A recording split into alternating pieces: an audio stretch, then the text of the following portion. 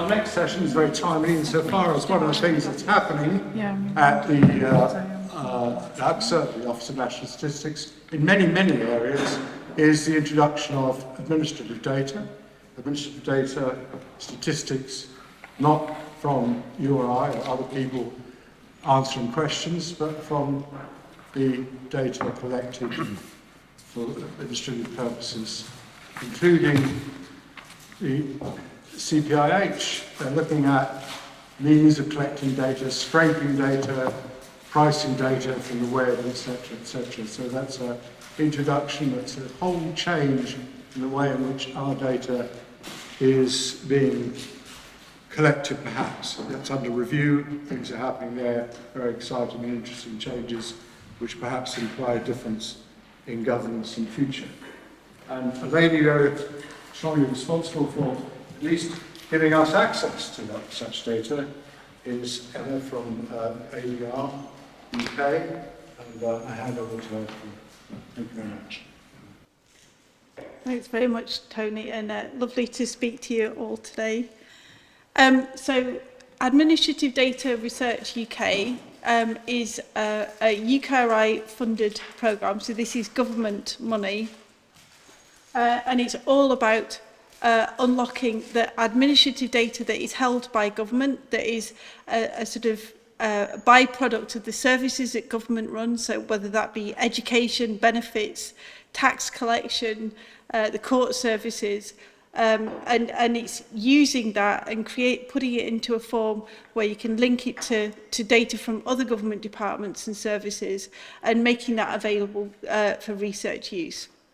And it's this rich source of data that has been the kind of holy grail for external researchers to get a hold of for many years. So we started in 2018 and tried to really redefine the model of how we work, particularly with Whitehall government departments, to do this. And previous investments, ADRN, Administrative Data Research Network, really proved the value of partnering academics with civil servants to be able to do this, and had a lot of benefit and proved the model was possible and it could work within the devolved administrations. But as I say, my job was really to kind of fix the issue of how do we engage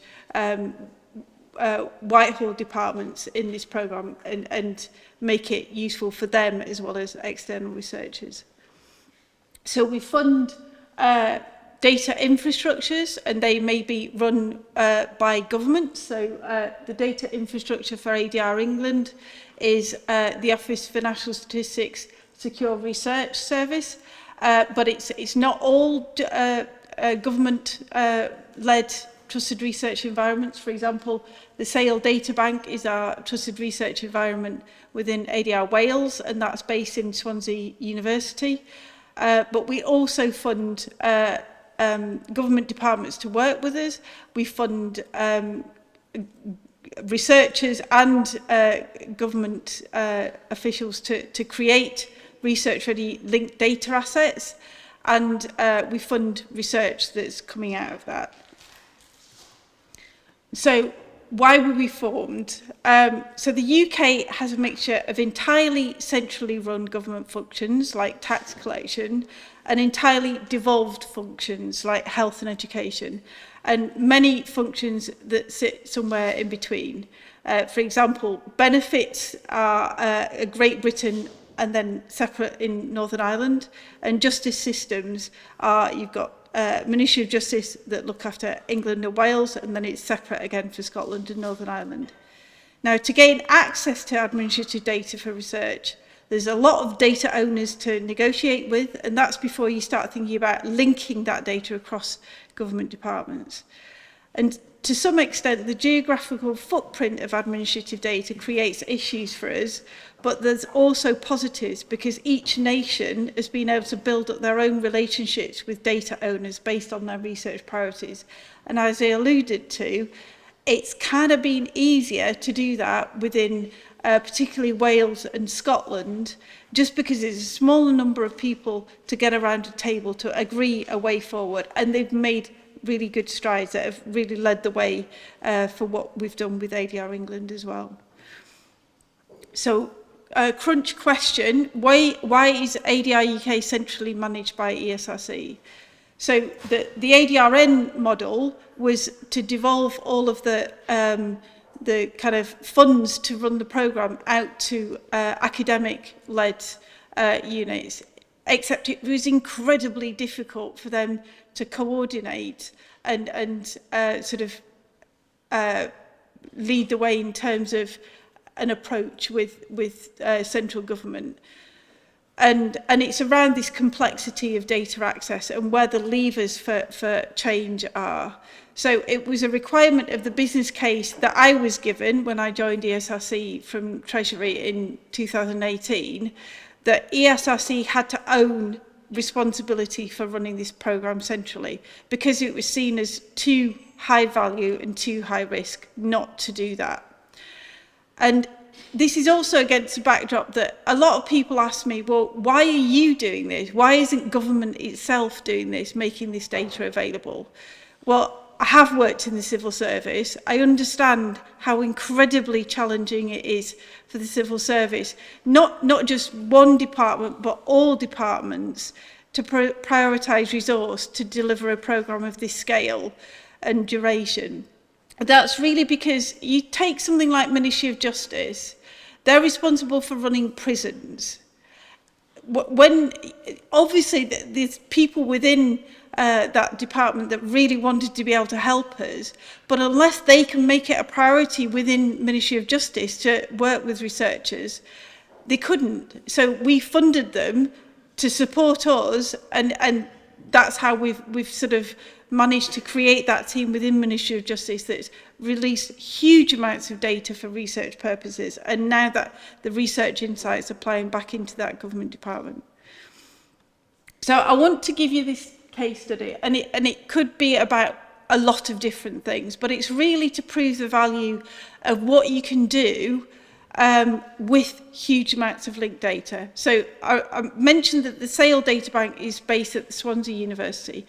That was set up about 20 years ago by Professor Ronan Lyons initially, and subsequently with Professor David Ford. And they've worked collaboratively with the Welsh Government to open up access originally to a whole wealth of health data about the Welsh population.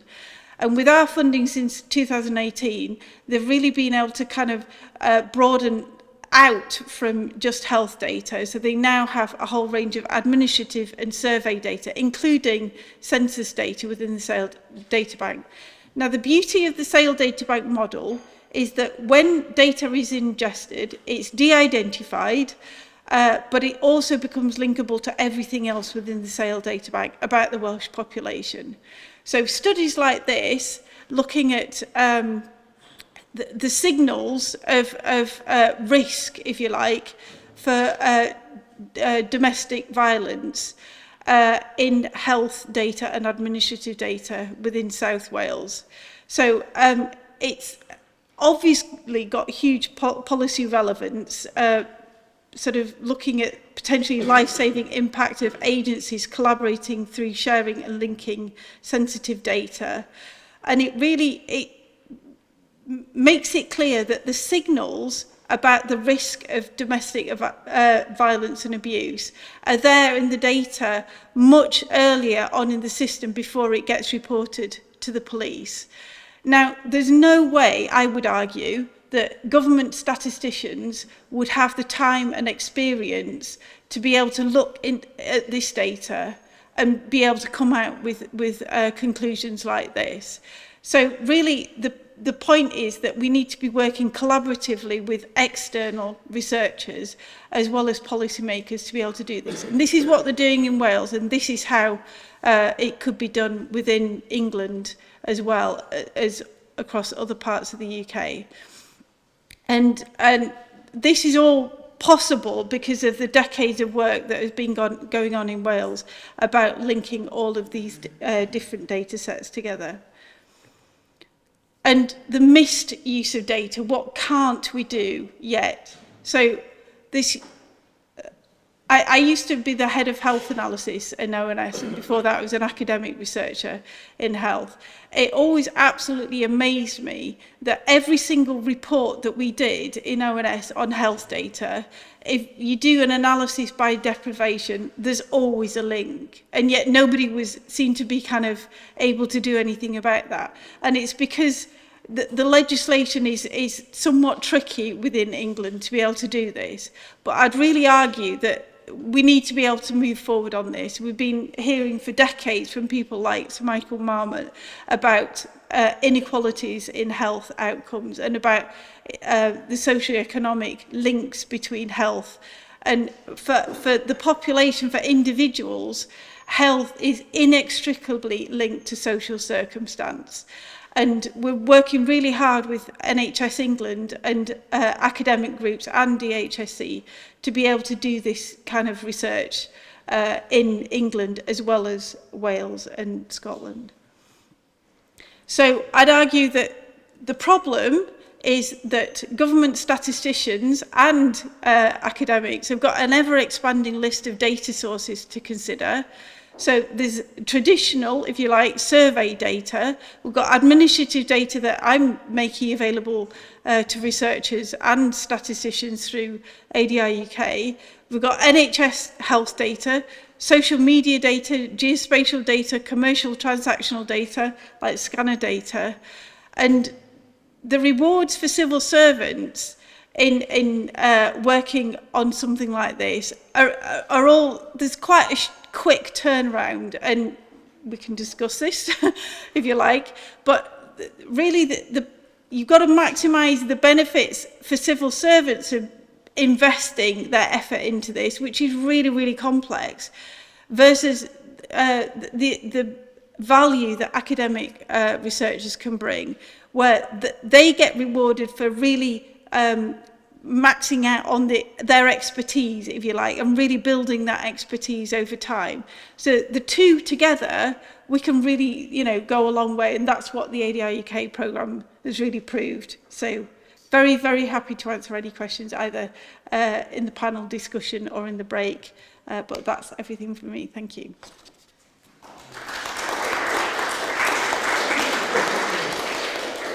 Thank you very much, Emma. And now some more questions from the editor of Nature, who's going to tell us about a little problem with admin data, I think. Thanks so much. Thank you, Tony. Morning, everybody. First of all, grateful for the upgrade to my job title. I'm not quite the editor of Nature. I'm the editorials editor.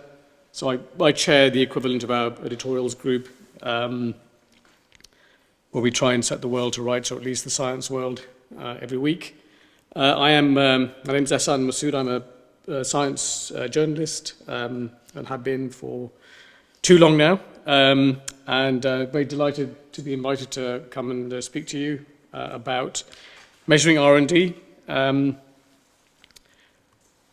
Why Tony asked that I come and talk about this is because of quite an important change that recently happened to the way in which the United Kingdom measures its research and development statistics, particularly research and development in businesses, also known as BIRD, and quite a significant uplift to the amount which was announced towards the end of last year, as you can see. What this means, it has quite a lot of implications, but one of those is what's highlighted there in yellow, which is that overall it increases the United Kingdom's research and development contribution to GDP to somewhere between 2.9 and 3%, which is significantly above a UK government target by 2027, and the current figure, in fact, that's wrong. At 1.8, it's around 1.7, as it was before then. So clearly, quite a big change. Why are we interested in this? It's because really three reasons. There's as I mentioned, quite considerable implications for the conduct of science policy, the work of funding agencies like UK Research and Innovation and others. Lots of implications for our authors, those who publish with us, and of our readers. And also, it's going to be a really big story in the future for the study of R&D, particularly R&D methodology as a field of research. And one sort of just quick thing an anecdote here is that there's always been a bit of a UK paradox around the fact that the UK ranks very, very highly, I think it's third or fourth in the world, in terms of the share of research publications as a share of the global total, where usually the United States is first, China's second, that might flip soon if it hasn't already. The UK is third, India's fourth, that also might flip. And yet, amongst the sort of OECD nations, the UK is very much an outlier in terms of its overall spending on R&D as a percentage of GDP. So we have traditionally been around 1.7%, whereas the OECD or the richer world average is nearer 3%. And that's always been a bit of a paradox. Like, how is this? And it's, lots of backslapping, from various science policy quarters, and, we're punching above our weight, and isn't this sort of amazing? And there are various reasons, which I won't go into right now. Perhaps we could do in the questions, but clearly there is the possibility from this change that the ONS has made is that perhaps we were undercounting, and actually the number may actually be higher. So we sort of set out on a bit of a mission. That's what I'm going to do in the next sort of 7 or 8 minutes, is just talk a bit about how we went about understanding this change in a bit more detail. And so the first thing to say, of course, is that ONS and HMRC have done some joint work, and they've revealed that there has been an undercounting of R&D, particularly in the small and medium enterprise sector. These findings were first sort of published in September, and then the changes to statistics were announced around the end of November. And you can see, I don't know if you see at the back of this graph, it's just sort of illustrates it there. The dark blue line is HMRC's information, which is based around claims for tax credits by businesses, SMEs, as well as larger, more research-intensive businesses. And then the turquoisey line below that is the ONS's traditional more survey-based calculation, and you can see that's where, so they discovered that there is this discrepancy. The two numbers are not expected to align. That's fairly well established. But the ONS decided that they should have a go at recalculating based on additional survey sources, and they emphasized to us and to others that they didn't use the tax credit data as their benchmark, and that it was really for checking purposes only. So we spoke to them. We also spoke to OECD about this, and I guess we were just sort of interested in just establishing, where does the UK sit in the kind of global landscape of both in terms of the relationship between the two types of data, and also how business R&D is calculated more generally. And they sent us this chart here, which you can see that the UK is sort of in the middle of the pack with the shaded line, which is traditional survey-based calculation of business R&D. The UK is GBR here on the x-axis, and the left-hand y-axis is the share as in relation to GDP. But then you can also see that the blue line, the darker blue, is where the UK is definitely an outlier, in that our tax credit R&D data is relatively higher or comparatively higher when you look at a selection. This is not the whole of the OECD, it's a selection of OECD member states. So there's clearly something that's going on. It's a little bit anomalous here. So next we went to HMRC to try and understand, from their perspective, what's happening. And there, of course, we discovered that HMRC has been quite busy in this space. They understand that they think that their numbers may be higher than what should be the case, that they could be inflated. There was also a House of Lords inquiry underway on this very question. And so several things have happened in this space in the sort of time in between that period. There's been a change to the reporting requirements for businesses. There's been beefed up compliance teams at HMRC. And there's been a reduction in the amount that SMEs can claim. And so there's quite an interesting table that we spotted in the House of Lords report that came out at the end of January, which is this, it's sort of just a bit of a trend in qualifying R&D expenditure and the amount of relief. And so for 2014-15, it's about 27 billion, goes up to 38 billion. I wonder if anyone here wants to hazard a guess as to what it might be.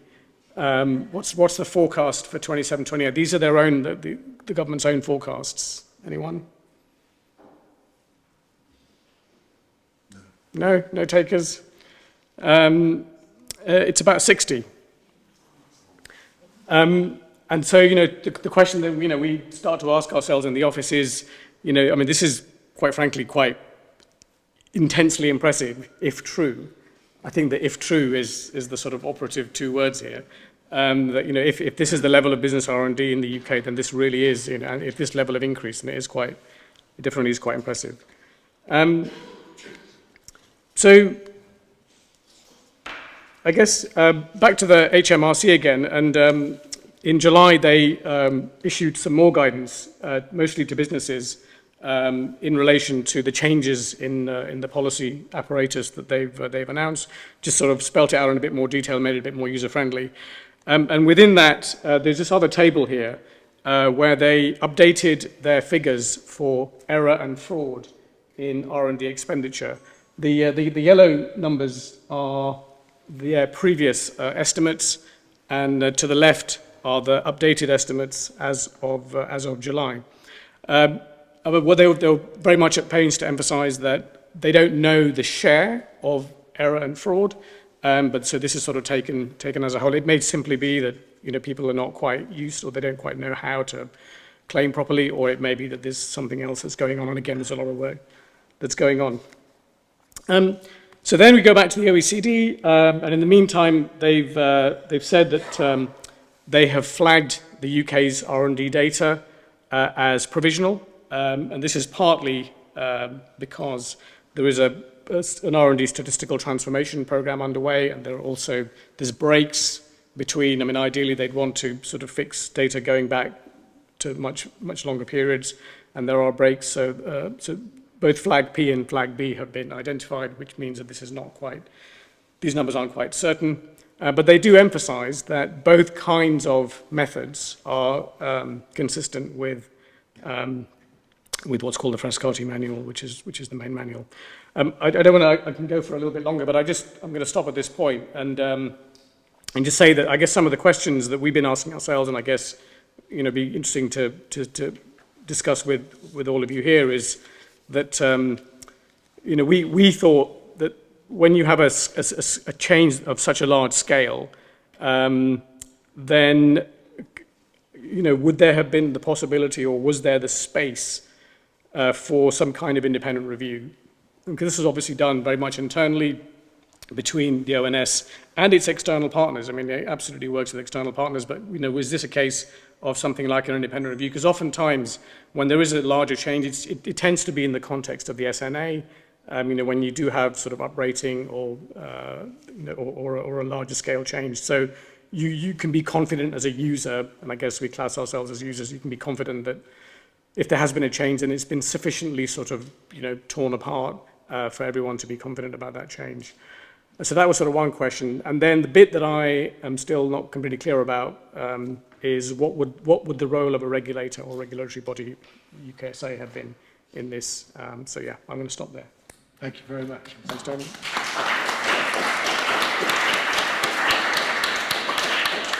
Thank you very much. And contrasting comments about the role of administration, the good and perhaps the bad. Questions, please. I have one. Is there any chance that us ordinary mortals can get our hands on the HMRC data at any time through your good offices so that we can do our own analysis? So HMRC, PAYE and RTI data is available through the ONS Secure Research Service now. And we're also linking it to ASH data and census data to fill in some blanks in that data. And we're having conversations with HMRC about closer collaboration, so watch this space. Excellent. So we can all produce our own R&D in the future. All right, any questions, please? Very interesting content. A couple of questions or points to make relating to Ethan's presentation, mainly. One is I don't think this approach to economy in R&D is new. I mean, I think a century ago, Ernest Rutherford addressed his students at the Cambridge Cavendish Laboratory saying, we have no money, so we must think. And maybe now we're substituting money for thought, I don't know. But the point that I think came out very clearly from your presentation and from the others is I feel that it's a case for much more manifest transparency in the way all of these figures are prepared. There are mechanisms to this now for the repeatable analytical pipeline process, etc., where with the appropriate security precautions, at least it's possible to verify the approach has been taken, try alternative models and so on. But if there was part of the regulatory process was insisting that any important statistic was accompanied by a disclosed process, a reproducible process, that would be a great step to re-establishing public confidence. Thank you. I think for me, it's really, really important for statistics producers to give researchers access to the underlying data, because there is absolutely no way. I mean, first of all, it's about reproducibility and understanding the methods and being able to sort of tease apart, you know, the issues. But also, there's no way that the government will ever be able, the civil service will ever be able to report on every single important facet of statistics. And what's important in statistics now, you know, with the cost of living crisis and everything, would we have known what the important issues to be reporting were on 5 years ago? And so the trends, you know, but if you can give people access to the underlying data, then they can produce those trends, can't they, on really key things? Good morning. My name is Walter Rademacher, and I have a question to Emma, because I think she has developed a beautiful dream that we could match many of the different data sources. But I think there we have to consider how to overcome the obstacles of data protection and statistical confidentiality. And here, from a German perspective, I'm very interested what kind of institutions the UK might consider to put in place in order to facilitate these kind of, let's say, data accesses for researchers. For example, in France, there are institutions following the five saves framework. There is a kind of judge who is the accreditor for researchers. And there is an institution who is the certifier of a safe, how to say, technology. So the question is the UK considering such kind of institutions as part of the overall statistical governance? Absolutely. So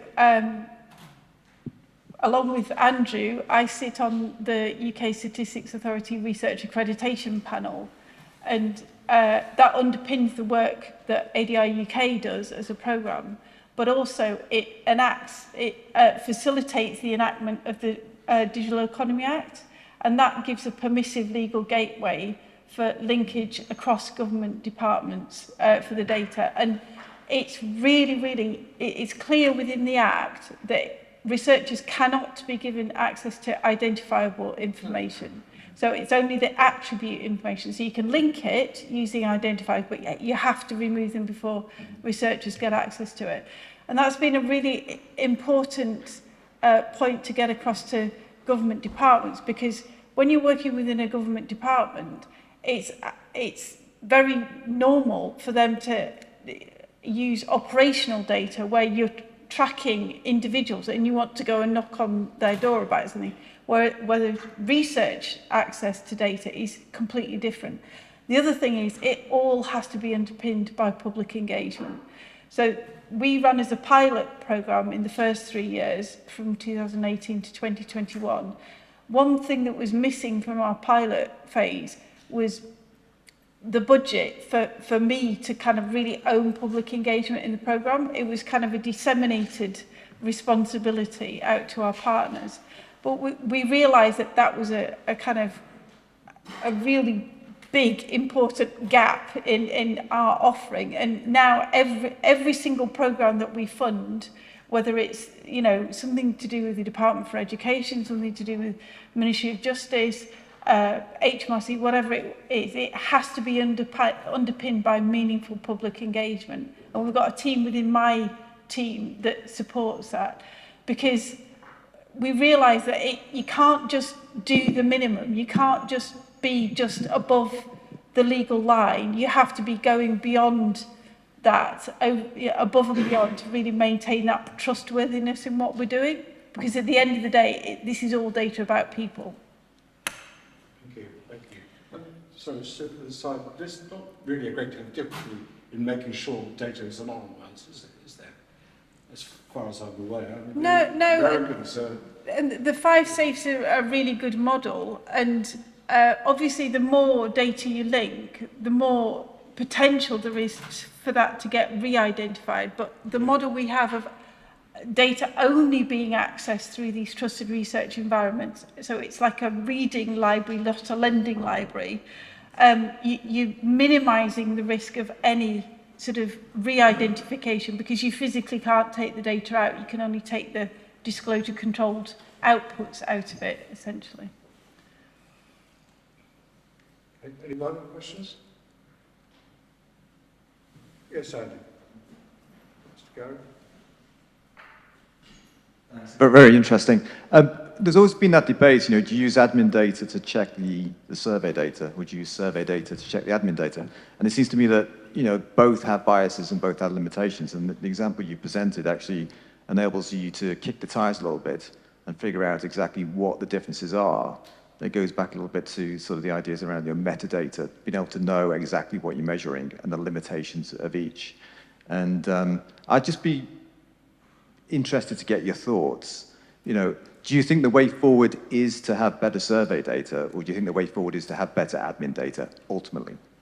I think both. So we realised that within ADI UK, within ESRC, we were giving really good access to survey data for researchers through the UK Data Service, and we were standing up a really good service for access to linked administrative data.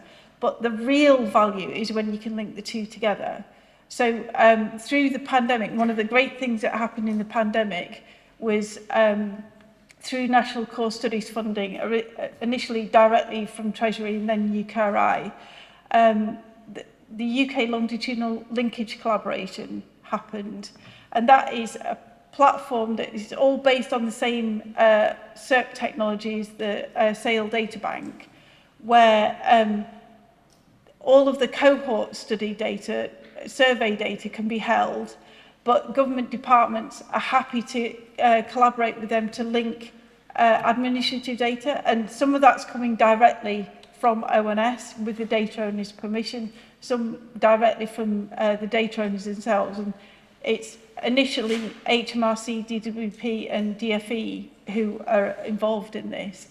But it was stood up during COVID because that's how we got linkage of survey data to health data, to vaccine status and who'd been diagnosed with COVID. And it's that breadth of information. If you know the full history of these people over decades, and then you know health data, you can tell so much more about people's risk. And we've really proved the value of that linkage. So yeah, I'd argue both. But yeah, because administrative data is valuable because it's population-wide. Survey data is valuable because of its depth, really. In the case of R&D, there's reference in your slide to the Frascati definition of R&D.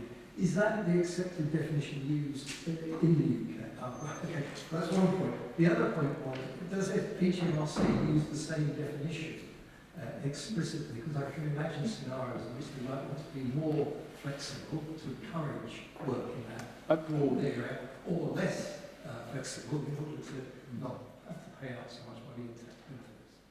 So the UK definition excludes, there's been a bit of a change, but the UK definition that HMRC uses, and I guess by extension other departments for the purposes of claiming R&D tax credits, they exclude social science, arts, humanities, and until recently mathematics as well. So that's come back in. So pure mathematics is now incorporated, as is cloud computing. So I think that it was meant to be a very sort of STEM-focused product. And over time, clearly, there's R&D happens in pretty much, all spheres. So there isn't, and that's an ongoing kind of argument that it's we're not entirely consistent with the.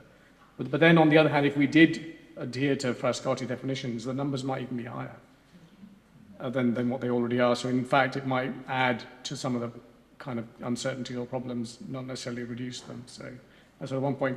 Just on the gentleman's quick question here about. Either. I mean, I don't think we're ever going to go back to a period where it is either or in a way. Admin data is here to stay, and all of us can access it, from this, and we can, do a lot of, these are very powerful devices, and there are now billions of them around the world. So I don't think that's. I think for us, the concern or the question is reproducibility, and ideally, that should be more possible now because everyone's got this. And so I guess it's just a case of creating processes, trusted processes where, lots of teams can do the things that are already out there. And so we can just be confident that the numbers that we're getting are really reliable. Thank you very much. Thank you, everyone. I'd like to always close. Yes, thank you.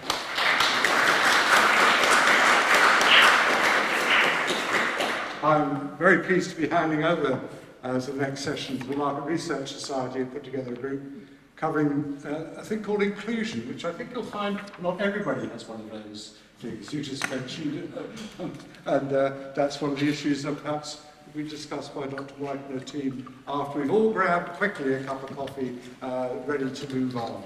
Thank you very much indeed for your time this morning. Thank you to all our speakers. Right, so welcome to the Importance of Inclusion panel. My name is Emma White. I am the chair of the Market Research Society Census and Geodems group. We're delighted to be here today on behalf of the MRS. I'm extremely happy to see you all. We're very happy to contribute to this discussion. And I really look forward to not only some fascinating presentations, but also to a very engaging and I think a very timely discussion.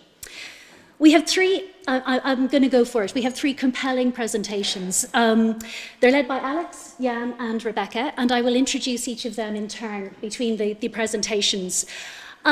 We've set ourselves quite an ambitious aim of demonstrating the kind of breadth and the depth of the use of statistics when it comes to inclusion and inclusion research.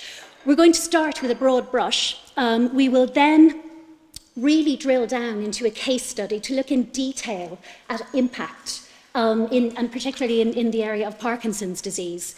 We're then going to take a step back and we're going to look at the world from the research practitioner's perspective and kind of see the importance of inclusion in terms of the work of research practitioners in market research. Please may I ask you to make a note of questions, hold them until the end, and we have left time for discussion.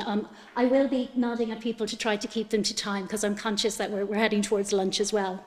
So without any further ado, I'd like to introduce Professor Alex Singleton. He is a Professor of Geographic Information Science at the University of Liverpool. He holds 2 deputy directorships with the ESRC, one for the Consumer Data Research Centre and one for the, make sure I get this right, Centre for Doctoral Training in Data Analytics and Society. And his presentation is on smart data for social inclusion. Thank you, Alex. Thank you. Well, thank you for the kind introduction. I say I'm not a market researcher, I'm an academic, and my sort of connection to the the MRS really is through a lot of my work, which has been around building different types of geodemographic indicators. I used to host something sort of on behalf of the ONS here called the Output Area Classification User Group. So I'm very familiar with this building because I think we sat in many committee meetings as part of that over the years. So I'm here in my capacity, if I can get the slides to move. There we go. Here in my capacity to talk to you about the sort of Consumer Data Research Centre. We've recently been absorbed into a new initiative within the ESRC, and it's nice to have Emma Gordon in the room, called Smart Data UK. And Smart Data UK, I think the ambition is for it to have a similar kind of profile and kind of hub role to ADR UK within the ESRC. The Consumer Data Research Centre actually has been around for a lot longer than Smart Data Research UK. It's been around for nearly a decade now. And we've been ported into this new funding model with aspirations that will sort of continue to sustain the sort of CDRC over the sort of the next sort of 5 or 6 years. What is the CDRC? So we essentially, the idea of the CDRC was that there are these things called smart data, and that although that term's kind of evolved, what that means is it's data that's not necessarily administrative data or census or some sorts of survey data. It's other types of data that might be useful for research. So it could be things like store card transactions, it could be ticketing information from transits, it could be image data captured by satellites or street view cameras. So it's the type of data that isn't necessarily collected for the purpose of a particular set of survey aspirations. It's generally collected for some other purpose, but can be reused and be useful for research. So the CDRC, essentially, we have quite a large network of different organisations. We negotiate sort of multilateral agreements with those organisations, and we enable access much the same way as ADR UK does to researchers for projects in the public good. Like ADR UK, we also operate a trusted research environment, so when the data are at record level or very sensitive, which could also mean commercially sensitive, you can do the analysis within those environments. And then we've got a series of other tiers as well of access, which are more easy to access, and you don't necessarily have to go into a trusted research environment. We've got a number of sort of public interfaces to our data. The data store, which you can see on the slide there, we've had nearly 4 million page views there. It gets a lot of traffic, and for all of the open data that we host, you can actually go there and download it straight away. It's also the access point to access any of our more secure data through our sort of controlled and safeguarded routes. You make your applications through this website. We have another public interface, because a lot of the data that we hold is actually geographic. And we end up producing indicators from that, which we can map spatially. So we have a map maker platform. And again, that's a very popular interface to the data. And we've had very high numbers of page views. And we've had, since we launched it, around 1 million unique visitors to the website. Again, these are all integrated with our data platform. So if you see data you like and you can see a map and it's of interest, you can go straight away and download it from our data store. What we do a lot of, and this is really the kind of meat of this talk, is develop something we call analysis-ready data. The idea is a lot of these smart data are very difficult to use, and that can be both because they're very large or they're unstructured, and you may need very large machines to be able to turn them into information that you can use for kind of research or policy. So what we do is we try and take the very detailed data and we turn it into something that, based on sort of stakeholder engagement, people will find of use. And then we try and enable that access in a more open way. So we try and make as much of our data available in a non-disclosive way as kind of open analysis-ready data. And I've got 2 examples of that here in the context of the topic of social exclusion. So the useful thing about smart data in this context is often they're telling you things that are interesting that you can't necessarily know from any other types of sources. You know, we've done a lot of work recently looking at gambling, and we're looking at the differences in people, how people respond to surveys about gambling and whether they think they have problems with gambling, and then what gambling data from the actual organisations who collect it, i.e. from the gamblers, actually says. And you find there are mismatches there, And as you know, in Emma's talk was saying, there are differences in these different types of data. There are pros and cons to these different approaches, but they do tell you different and both interesting and complementary things. Much of the work of the CDRC is around developing these sort of spatial indicators. We believe that context matters. It's very good in terms of developing tools to inform policy or to develop specifically spatially targeted interventions. And the thing I would say, often, I think there was a question around, survey versus admin versus census. All of these things are useful for in different ways. And actually, for a lot of smart data, it's actually enhanced by having things like the census available, because we can actually peg to it and use the data in a much richer way than we could if we only had the original source data. So two very brief examples of how we've used smart data to look at specific topics of social exclusion. Something we've developed a couple of years ago, which has been quite a popular classification in all sorts of different application areas, is something called the Internet User Classification. And this looks specifically at the idea of digital inequality, so where people are likely to access the internet, what they're likely to do on the internet, and the inverse of that, where people are perhaps not able to access the internet either through sort of financial means, infrastructure problems, and so on. So we develop quite a rich picture, and what this does is it sucks in lots of different data from a number of online retailers. So we have record level data from online retailers. We can look at their spending and consumption patterns, types of products. We take a number of large commercial surveys. Now, in both cases, none of these are necessarily representative samples. So we use things like the census data to both sort of validate and calibrate those data when we're looking at developing national area level measures. The second thing in this particular case is actually we use the census data in quite a sophisticated modelling environment to turn a very large commercial survey into small area estimates. And we actually need the underlying census data in that context to complement the value that we can get for these attributes that aren't on the census to develop these spatial indicators, which we pull together and we produce these geodemographic classifications. The classifications themselves organise areas essentially into categories of likely behaviour and characteristics. In the context of the Internet User Classification, the clusters that form as part of building the geodemographic are on there. I'm not going to go into too many details about how you build a geodemographic. I can talk at length about that. But as with all of these classifications I'm going to talk about, they're all open, transparent. You can go and download the paper, the code's available, and you can even get the data within our trusted research environments to reproduce them.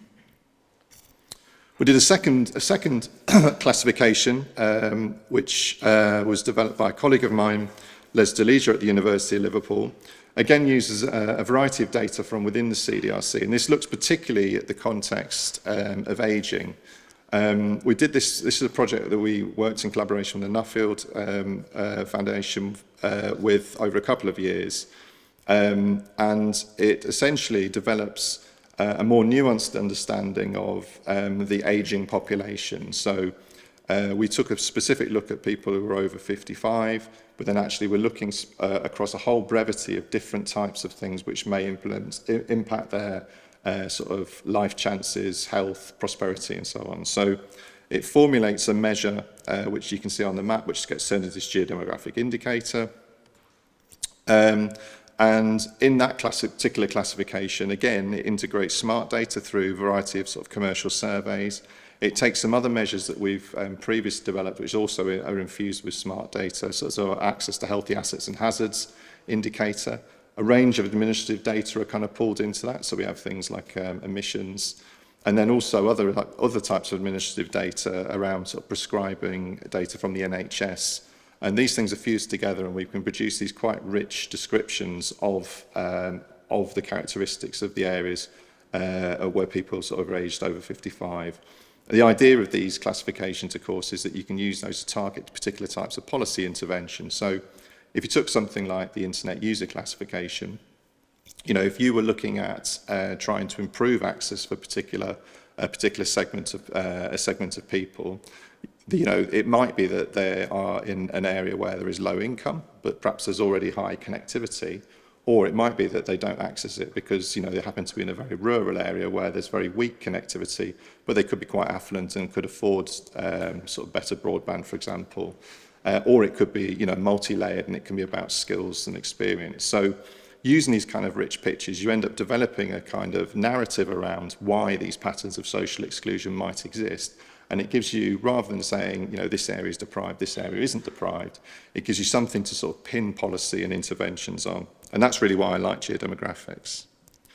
So in this context, smart data, I think, just offers a new lens of how you look at these different types of problems, in this case, social exclusion.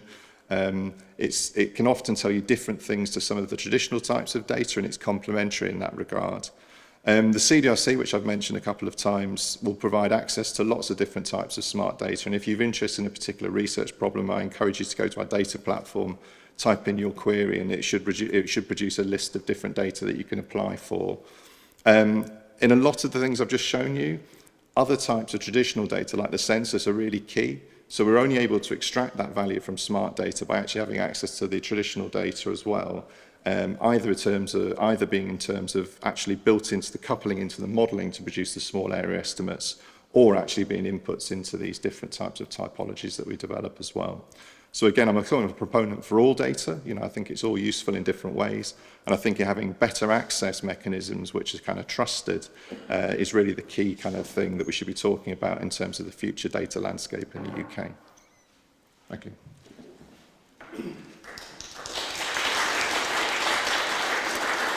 Thank you, Alex.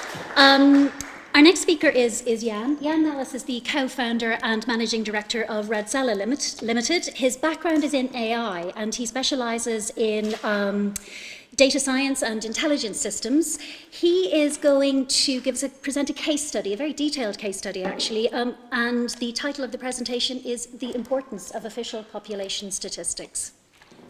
Thank you. Good afternoon, everybody. Hope you're all well. Looking forward to lunch. Right. I'm going to try and do this in 7 minutes dead. We'll see where we get. So, basically, my title is how we use census data to address inclusivity. Bit of background. It's actually for a UK health charity. And really what we're trying to do is to understand where their users are located. I suppose the subtitle of this presentation could be a love story to open source data in the UK, because it's a wonderful, wonderful source of information that we can all really, really benefit from. I was asked by a partner company of ours, a company called Catalyze Data, used to be called Amadeus Software, you might know them, been around for about 35 years or so, to do a joint entry to the SAS hackathon. Okay. SAS, remember that? Big software company, does lots of analytics. The work's pro bono, so it's all free. So basically, we get to do what we want to do and make sure that it's fun and interesting. However, the converse is tight timescales. Nature of this specific piece of work was that we were almost wrapping up by the time we decided what we were going to do. But that's fairly typical, isn't it? Yeah. So the problem. An old colleague of mine basically took early retirement, and because of a chronic condition, in this case Parkinson's. So what he was doing was basically helping the charity with his condition. And trying to apply some sort of advanced marketing analytics to their problem. He wanted, and still wants, us to do a unified behavioral segmentation where we take the users, we take the supporters, and we take the wider interested network and sort of merge them all together to create sort of a true understanding of their user base and their population. GDPR and timescales basically crash that one pretty quickly because they're just impossible. But talking to the marketing manager, she basically went through various pieces of research that she's done. And one of the things that she did say was that at the moment, they only reach 30% of their population with the condition. And that pricked my little ears up. And I thought, that's interesting. I wonder if we can identify why that is, where these people are, and what's going on. With my background in machine learning and used to be a dirty word, AI, probably is a dirty word again, but I was going to build a model. That's what we do. We build models, and it was going to be a horrific model, and it probably wouldn't have worked. But whilst we were actually sort of investigating how we could do that, we did a bit of a random walk on various data sources, and we found that actually we could do this with the data alone. With the information that's out there, anybody can download and can use. So let's have a look at the data and talk about this. So there's 5 different sort of sets of data that we need to work with. The first is the charity provided us with a user count clipped to a low level of 3 of the condition by LSOA. So I knew basically where the charity was working and where the clients were located roughly, to within sort of 1,500 individuals. The ONS, and I'm not an ONS person, but I am a fanboy of ONS, provide you a data file that will give you postcode to LSOA lookup, which is wonderful. So we can basically say, take that data, take your postcode, give us back the LSOAs, clip it at 3, thank you very much. So no GDPR issues at all. They're nice anonymized data. Then we went hunting, and it was one of those Friday afternoon kind of, how am I going to solve this type thing, and came across the NHS monthly prescription data. Now, maybe you know about the NHS monthly prescription data. I didn't. You know, I'm a jobbing analyst that basically gets given tasks and I go off and solve them.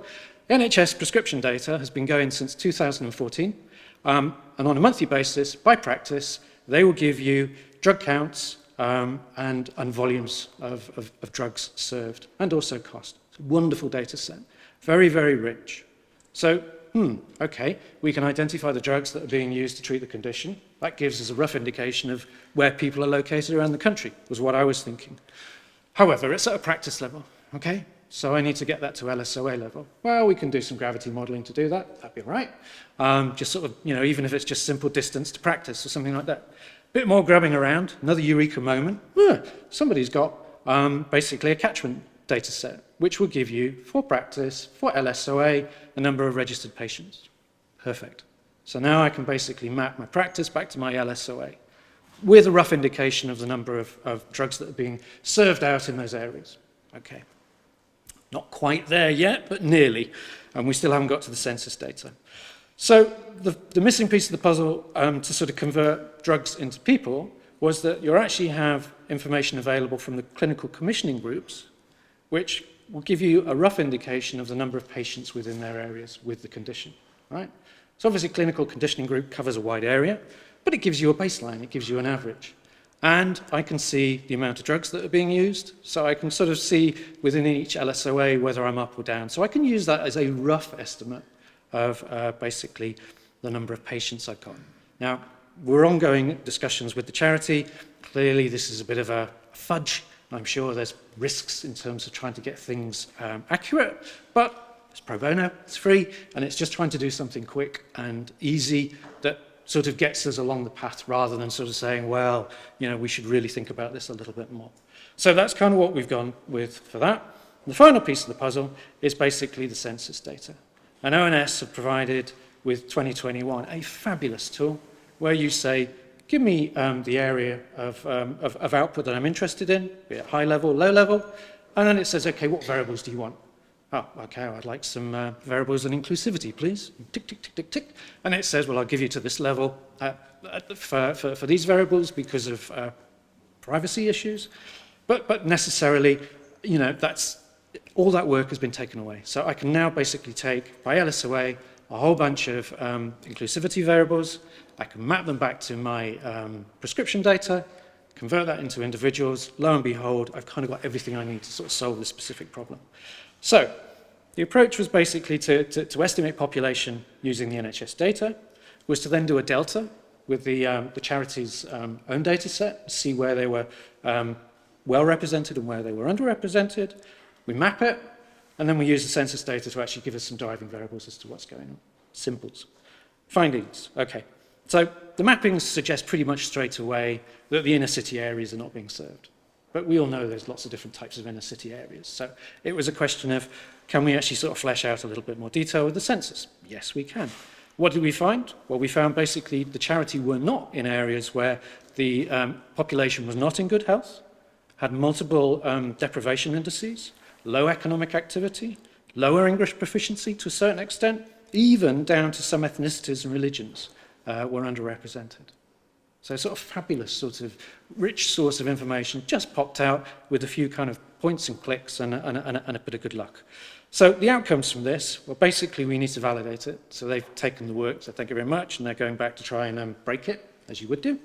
And if it does prove to be what we think it is with the results that we've got, there will be some outreach marcoms. So we'll basically just sort of say, hey, you do realise that we're here for you, we can do this, we can help you. And then the other thing that they're going to do is basically help with the location of new support groups.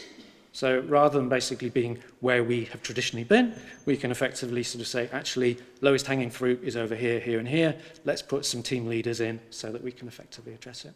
So there we go, that's it. I've just done it in 8 minutes, so that's quite cool.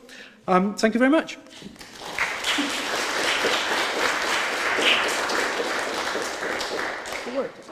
Thank you, Jan. Our final speaker is Rebecca. Rebecca is the Managing Director of Cobalt Sky, who are an IT solutions provider to the market research industry. However, she's also a member of the MRS's main board, and she is the chair of the Market Research Society's representation in research group. She's a web scripter, quantum programmer, and she is going to introduce us to equality, diversity, and inclusion in market research. Thank you, Rebecca. Thank you. I'm bucking the trend by being the only person at this table who is neither a professor or a doctor, so I will try and not have a complex about that. Lovely, thank you. Yes, so I'm very specifically looking at nationally representative or NatRep research, and even more specifically, I'm looking at how truly representative is that as a research methodology, and how can we improve it. Why did we think that was something that might be relevant to come and talk about a seminar with the UKSA? And of course, it's this guy. It's the census. As anyone who's ever worked with NatRep research or conducted NatRep research knows, when you do that, you work hand in hand with the census data. The two are intrinsically linked. You don't need to take my word for it. We actually did a piece of research, and we asked research practitioners, what sources do you use when you're setting NatRep quotas? And this is just a snapshot of an open-ended response box. So you can see all the way through. The two go hand in hand. So we have one, we use the other. But why are we talking about NatRep research? You know, it's been around for decades, even longer. Why are we talking about it right now? So in 2021, MRS set up the Representation and Research Steering Group, and that group is tasked with looking at research practices in the UK, how inclusive are they, and research samples in the UK, how representative are they? Essentially, is everyone being given an equal opportunity to take part in market research and have their voice heard? That's kind of what we're looking at. The group has 4 main goals. We wanted to understand and measure current sampling and research design practices in the UK, so what's currently happening, what is being done. We wanted to explore and communicate potential areas for progress. We were theorising that when we started to look into this, we weren't going to discover that everything was perfect and we could all retire. And we wanted to provide support and resources to the sector to try and encourage more inclusive research practices in general and overcome potential barriers, because we are not saying that it is a simple thing to conduct truly, truly representative and inclusive research. And as I said before, whilst we do look at all sorts of research, we do have a specific focus on NatRep research. I'm just going to quickly talk to you about a piece of research we did where we went out and we spoke to research agencies, and we called this the Future of NatRep Research Survey. It was an online survey and it was sent out to MRS company partners, and 49 organisations responded. So one data point in this might represent Ipsos, for example. So it's 49 organisations, but it's representing thousands of practitioners. What we wanted to find out was what characteristics are being used when we define a project as nationally representative. Because NatRep is shorthand, if ever I've seen it. I've had thousands of RFQs asking for NatRep research. And to be fair, I have sent back thousands of costs for NatRep research, and at no point are we saying what we mean by that. No one is actually saying, well, what are we defining that as? And we wanted to also explore, you know, was there an appetite amongst research practitioners to potentially expand that definition? And the characteristics that we're really interested in is non-binary gender, ethnicity, sexual orientation, and physical disability and or mental health conditions. Those are the 4 that we were exploring with people. And again, we wanted to find out where appetite existed, what were the potential challenges and barriers that were stopping people from being able to include those additional characteristics. So firstly, we wanted to kind of confirm what we thought we knew. When we say NatRep, and we don't really say anything else, what do we mean and what are we getting? So as you can see, overwhelmingly, if you say NatRep, what you will get is age, gender and region. That's what that means to people. Around half the time, you might also get a social grade. Ethnicity, less than half of people mentioned that, and then income, was the fifth most mentioned. Sexual orientation and any mention of health or disability were only mentioned by 2 out of these 49 organisations. So that's what we mean at the moment when we say NatRep. By default, we mean age, gender and region. So then we asked people, anyone who wasn't already including these characteristics, we asked them whether they had any intention in the next 2 years to add them to their research projects. And as you can see, nearly a quarter of organisations who weren't already including ethnicity were planning on doing it in the last 2 years. This research was conducted in 2022. And a not insignificant number of people, organisations also planning on adding sexual orientation and health and extended gender, but particularly ethnicity. So we then asked everyone, do you think it would be beneficial to expand that definition that we've established as being age, gender and region to include the following? And we asked these one at a time. So is it beneficial to expand that definition to also include ethnicity? Is it beneficial for it to also include sexual orientation?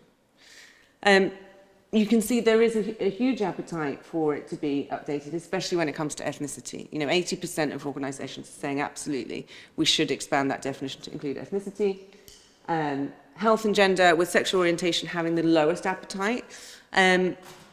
It's worth noting that, when we ask people, why would this be beneficial or why would it not be beneficial? There's a slight difference in motivations. Ethnicity and health are seen as things that have a genuine impact on the data and on the insight, whereas, gender and sexual orientation is seen more that we should do that because of inclusive reasons and respect, and to engage with people and allow people to reflect, accurately in rather than seeing it as having a genuine impact on the data.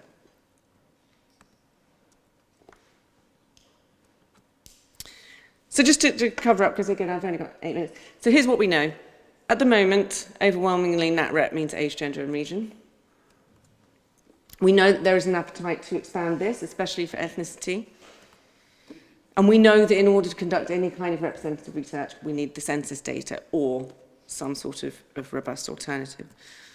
And the 2021 census was a real milestone for us. It was the first time when the census gave us data on sexual orientation and gender identity.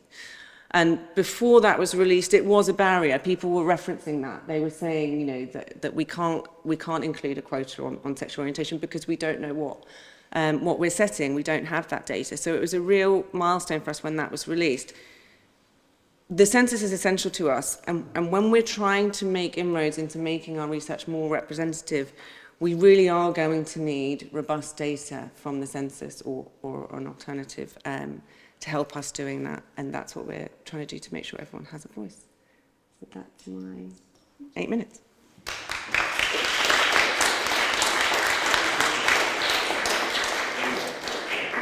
So that concludes the presentation part of this session. I think it's worth saying that I suppose I have 2 observations of my own on the basis of the presentations. The first is I was struck by the increasing impact of data integration and how important it is to be using different sources of data, and how important that the quality of the input is in relation to the quality of the output. So I think for me that's a significant message. The other one, and I admit to a certain amount of bias, is it's hard to ignore the fact that the census underpins a considerable amount of inclusion research, and is really a foundation stone. So any alternative that I think is being proposed to the census needs to take this into account, and it's very much inclusion, I think, is at the heart of quite a lot of research and other agenda at the moment, and I don't think we should lose sight of that. Inclusion, after all, is where, statistics is about people and about individuals. Always bearing in mind, of course, data protection and privacy concerns. So with that in mind, I'd like to open up the floor to questions. And We have one here. Excellent. Question is quite a specific one for Rebecca because you used two terms that I'd never heard before. I just wanted to check what they were. We love shorthand. That will protect what. Yes. So you used net gender and extended gender, and I think I can guess what they might mean, but I just wanted to ask. Yes. So extended gender, when we use that, and obviously that's what we're kind of pushing for when we're talking about inclusive research, is anything that above simply having binary, so more than just male and female.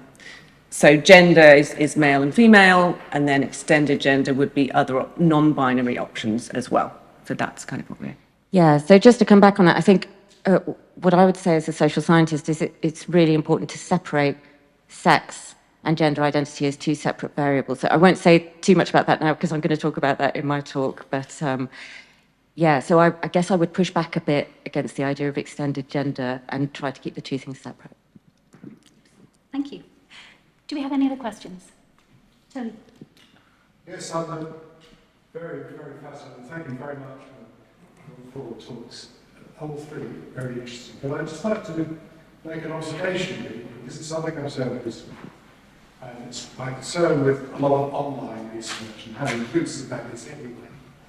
And noted from an analysis we're doing with some conferences recently, good, healthy representation of our minorities, ethnic minorities in the Sun. However, it turned out that they represented higher income groups in ethnic minorities than the true ethnic minority, which I believe from census data is likely to say, but on balance, a lot of ethnic minorities. So there's a hidden, the effort to include representative, in inverted commas, ethnic minorities is likely to bias the data, is my observation, in online work. And therefore, the problem I pose to that group is to what extent are we required really in terms of when we're using that quotas as opposed to trying to generate random samples? Do we actually need to make them interlocking quotas rather than straightforward? Yeah, I think absolutely it's something that we get all the time. You're absolutely right. It's not, ethnicity is a really good example, but ethnicity within region, for example, if we don't interlock that, then we are completely over-indexing ethnicities in some regions. You're absolutely right. There are other issues that we know are there with what we're proposing. For example, the fact that we are coupling physical disabilities and mental health conditions. You know, we don't want to do, they're not the same thing. We would like to be able to quote on those separately. The census, in fact, asked them together as one thing, which is part of the reason why we kind of have to do that. But you're absolutely right. What we'd like to say is that what we're aiming for is progress, not perfection. Is it perfect to not be interlocking those quotas? Absolutely not. Is it better than what we're doing right now, which is age, gender, and region? Then yes. So our question is always, is it better than what we're doing right now? Because we're trying to move the dial rather than wait for a kind of silver bullet. But you're absolutely right, it's not perfect. Is the MRS intending to present, propose a best practice? They have done. Yeah, so their best, yes. We must push that more. Yes, MRS has said best practice. Obviously, best practice from MRS is advisory, but the best practice from MRS is for your NatRep research, where possible, to be age, gender, region, social grade, ethnicity, sexual orientation, and physical disability and health conditions. That's their best practice suggestion. Thank you. Any other questions? Ian. Thank you. Yeah, just basically taking Tony's remarks a bit further. In meta statistics, we've always been concerned that online research as a tool may be systematically excluding the digitally deprived, people with language barriers, etc.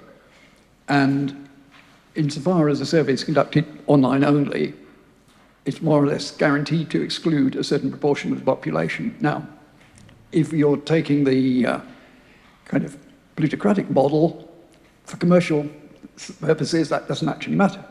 But if you're interested in the household model, actual representativity of the population, and as a public service, that's your obligation, then for many studies, surely there is a problem of basically excluding population from measurement because they are not digitally engaged. And what is basically the appropriate public policy to deal with this? Did other people want to comment? I can say how we have been dealing with that because it's a kind of live problem. So I've been involved in another project, not related to the ones I've talked about today, called the Minimum Digital Living Standard. And that actually involves not doing it online because of the people we were trying to talk to. So it actually was a modal choice for that particular purpose. And I think it's always, and again, this is where geodemographics come in handy as shorthands to some of these problems. If you know that specific channel is going to bias particular types of people who aren't necessarily the ones that you want to reach, it's probably not the best channel to use for that survey. So I think, I would always encourage an appropriate kind of survey mechanism for the thing that you're trying to look at. Whether or not you can kind of patch some of those gaps through sort of linkage of other data is kind of a separate question. I don't know if you've set me up for a goal here, but I'd argue that the census as it stands at the moment kind of cuts through all of that because it is absolute and tries to cover everybody. So it doesn't care about where the admin data comes from. It is just a stake in the ground, and it is very beneficial for that point. Incidentally, in the paper for the internet user classification, I looked specifically at the response rates for the census test, and they were very interesting. So people who respond online tend to be sort of more affluent than less affluent. I don't actually know what the ONS did with any of that because I'd be very interested to know how they encouraged people from those communities to respond to the census. I've not looked at any kind of metadata around that since. I would say it's a very good question because it was a superb return rate. It's absolutely fantastic. So it would be very interesting to know a little bit more about that. I'm conscious of the time. We probably have time for one more question before we bring things to an end. Emma. Thanks. And this is in the context that ONS have got a consultation out at the moment on the future of population statistics, which includes questions on future of the census. So what I'm most concerned about, I've been pitching that the census is the gold standard for data, particularly around ethnicity, because on a lot of administrative data sets like tax data or health data, there might be really good reasons why people don't want to disclose that information about themselves. But I've been sort of pitching for that doesn't matter.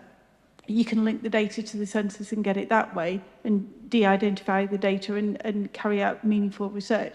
But collectively, and what I'm picking up from you is, census is incredibly important for sort of similar reasons, but collectively, how do we make that pitch that even just that single variable and having that honestly given by the person, not inferred by somebody else or imputed, how do we collectively get across the importance of that information to ONS?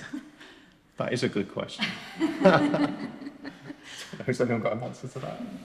I think it's something we've all been thinking about quite a lot because of the open consultation. Certainly the MRS approach has been, not to give away any spoilers, we've actually approached the company partners. We're working very closely with members of the Census and Geodems group to get as many crunchy, concrete impact examples as we can, to go very clearly, to tell a story, to have a narrative that says, if we don't have this variable, here are the things we cannot do. Or if the variable is lacking a certain quality and so on. So we're very much taking an evidence-based approach. And I know that Rebecca obviously is contributing through MRS and doubtless through your own work, your own independent work. Jan is also contributing through MRS. I'm sure the CBRC are planning on contributing to the consultation. And we're very, very conscious of the constraints upon ONS with respect to the cost of the census and so forth.